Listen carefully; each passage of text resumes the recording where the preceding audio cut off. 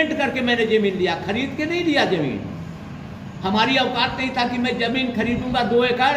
मैं पवाई के लोगों से मैंने कहा कि भाई भाड़ा हमको देंगे, हमको पंप खोलने के लिए दीजिए। आज उसका पूछे, यहाँ भी अपना जमीन खरीदा, चौपारण में जो पंप खुला हुआ वहाँ भिड़ा हुआ है। और आपको बाईपास बरही में 15-17 एकड़ जमीन उन्होंने खरीद करके पंप खोला है, होटल खोला है। और 200 एकड़ जमीन उन्होंने बरही के लोगों को, चौपारण में, रामपुर में जाइए तो ये किनका है, तो मनोज यादव का है। सब जगह वो जमीन खरीद के यहाँ के जनता ने 5 बार विधायक बनाया। अब 5 बार में अरबपति खरबपति बना के रख दिया यहाँ के जनता को। भ्रष्टाचार इस प्रकार से है।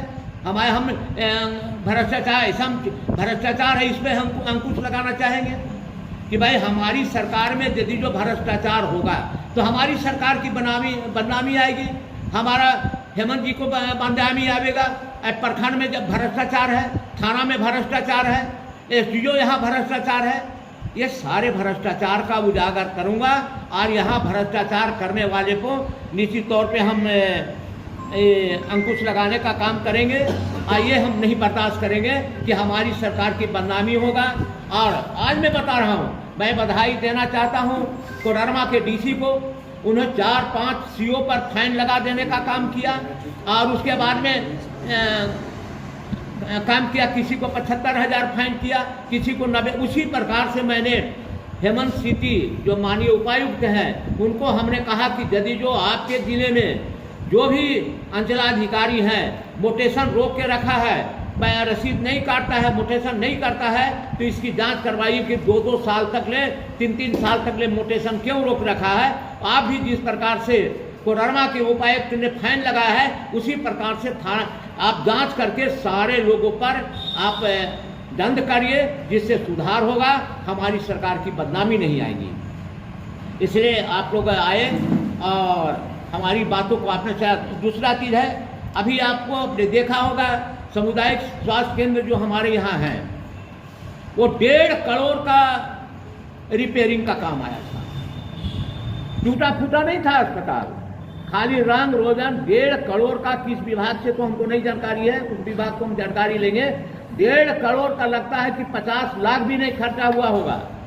उतना बिल्डिंग में पोती करने में और रंग रोगन में 50 लाख भी नहीं खर्चा हुआ।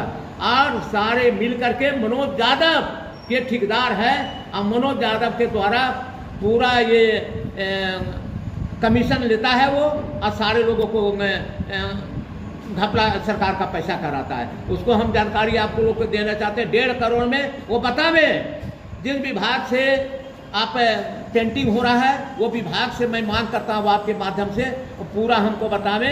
और 1.5 करोड़ का काम नहीं, 50 लाख से भी कम हो जाएगा। रंग रोगन में कितना लगता है? 50 लाख बहुत है।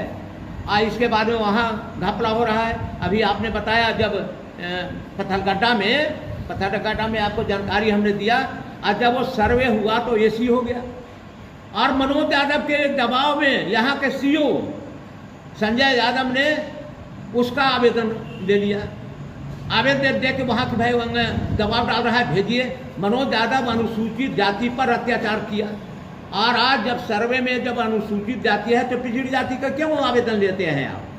नहीं लेना चाहिए।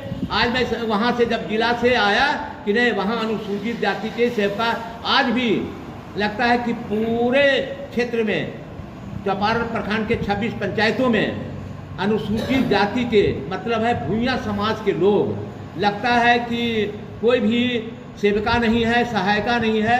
पत्थलगड्ढा जैसे गांव में जो जंगल और सुदूर इलाके में है, वो आईए के डिग्री पा करके आज सहायिका के रूप में काम करने का उनको मौका मिला। मैं उस सेविका को काम करने का मौका मिला। इसलिए मैं बधाई देता हूँ कि इस प्रकार से जो भी पदाधिकारी गलती करते हैं, हम किसी भी कीमत पर बर्दाश्त नहीं करेंगे। इस प्रकार से यदि जो किया जाएगा तब उसको सड़क से सदन तक हम उठवाने का काम करें। सड़क तो मैं ही रहूँगा, सदन में तो अभी नहीं जा सकते हैं, लेकिन 6 तारीख से सदन चल रहा है। आज मैंने इस प्रकार से सदन चल रहा है, वहाँ हम यानी कि बताने का काम करूँगा।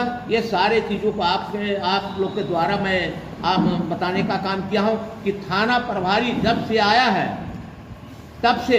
और दूसरी चीज़ और एक बात बता देता हूँ, कुछ दायरा होता है, जैसे सामुदायिक स्वास्थ्य केंद्र हमारे यहाँ है, तो लगता है कि 2-3 प्राइवेट अस्पताल नहीं चला सकता है, और आज धड़ल्ले से चौपारण में चल रहा है।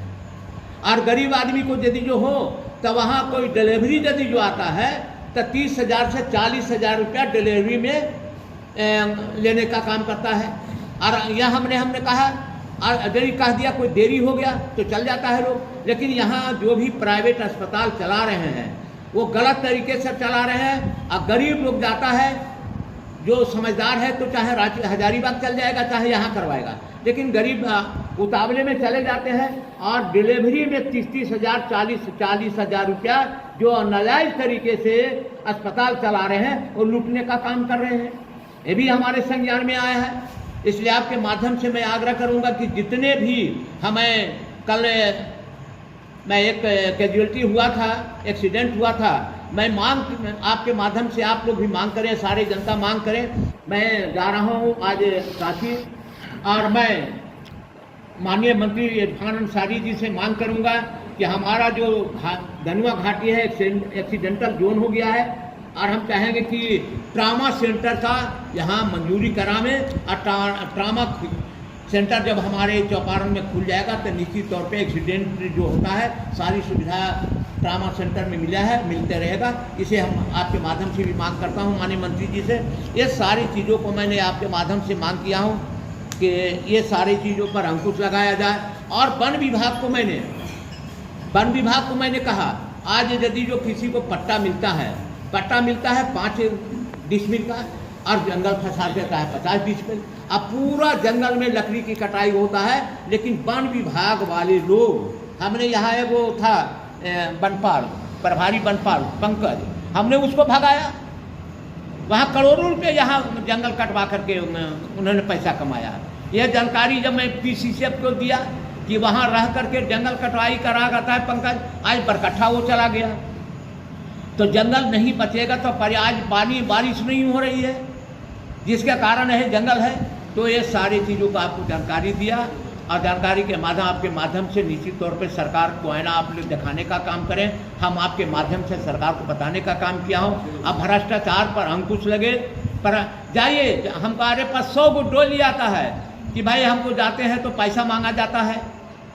हमको पास आता है यहाँ कि हम ब्लॉक में जाते हैं, चाहे अंचल कार्यालय हो, चाहे प्रखंड कार्यालय, अंचल कार्यालय हो, प्रखंड कार्यालय हो, सब जगह बिना पैसा का कोई काम नहीं होता है। जितने भी लोग कर्मचारी हैं, लूट मनो हमारे जाने के बाद में हम तो हमेशा चले जाते थे ब्लॉक में, हमें डांट फटकार कर देते थे। तो निश्चित तौर पे हम कहाँ कहेंगे कि 10-5 नहीं लेता था, 150 लेता था जरूर, लेकिन इस प्रकार से मुंह खोल के नहीं मांग करता है कि हमको 10,000 रुपया 25,000 रुपया दोगे तब मोटेशन करेंगे, 50,000 रुपया दोगे तब मोटेशन करेंगे, रसीद इतना लेता है। ये सारे चीज़ों पर हमने अंकुश लगाया था। चाहे हमारे 4 प्रखंड थे, 4 प्रखंड के मैं आपके माध्यम से DC हेमंत सती जी से आग्रह करूँगा कि जिस प्रकार से कोडरमा का DC 5 अंचल में 4 गो अंचल पर उन्होंने फाइन लगाने का काम किया, उसी प्रकार से जिस अंचल में लापरवाही मोटेशन में हो रहा है, रसीद काटने में मोटेशन हो रहा है, और जितने पदाधिकारी भ्रष्टाचार में लिप्त हैं उनके करियर पर आप दाग लगाएं। यदि जो फाइन लगेगा तो कभी प्रमोशन नहीं होगा। इसलिए हम चाहेंगे, हेमंत सती जी से आग्रह करूंगा कि जिस अंचल कार्यालय में इस प्रकार से काम रुके हुए हैं उन पर कार्रवाई करें, यही आग्रह मैं करूंगा। और आप तमाम लोगों को 15 अगस्त की अग्रिम मतलब है कि अब GT रोड पर डीजल जो टैंकर आता है उससे भी डीजल निकाला जाता है और तस्करी किया जा रहा है। ये कल हमको सूचना मिला है। ये यदि जो पुलिस प्रशासन की जानकारी है, थाना प्रभारी को जानकारी है, बिना उस जानकारी के डीजल की तस्करी भी नहीं होगी। ये सारे जानकारी थाना प्रभारी के माध्यम से हो रहा है।